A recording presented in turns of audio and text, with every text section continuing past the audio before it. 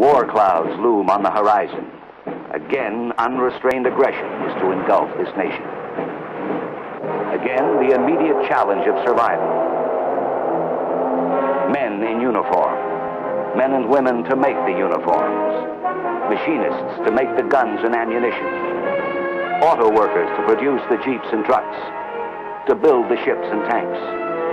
Civilian soldiers to turn out the fighters, the bombers, and the bombs. Troop trains and trainloads of food for ourselves and for our allies. Again, the urgent need. And again, the Labor Department's contributions help to set records of uninterrupted war production unequaled in the history of this or any other nation.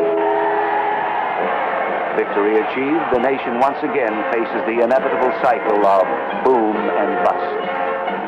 World War II behind us, the problems of peace lie ahead. Millions of wartime workers looking for different jobs in other industries. Millions of others who had seen enough of the world coming home to settle down to a nice job and a nice girl, including those who had given far more than their time. The Department of Labor's employment and reemployment programs eased the way for most.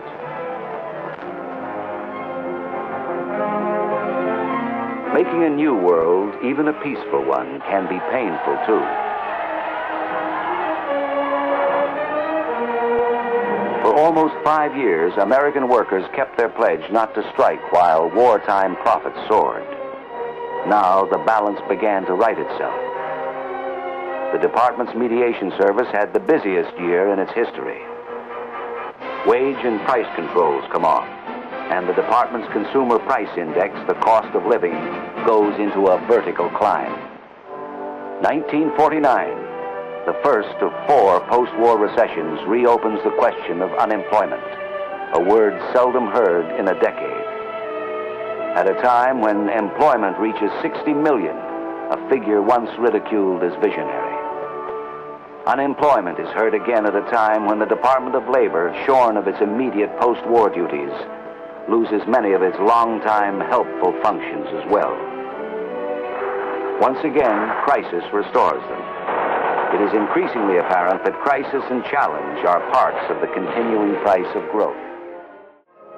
Throughout its more than 50 years, the Department of Labor has been served by thousands of men and women who have shared the belief that America the Beautiful can be more than the title of a song. The inventory has come a long way from a bay horse named Mike and a stack of books. But the attitude hasn't changed, nor has the name of the job: to foster, promote, and develop the welfare of the wage earners of the United States. Having known change and helped make it, the Department of Labor does not find in change a stranger nor an enemy. It is rather another name for opportunity.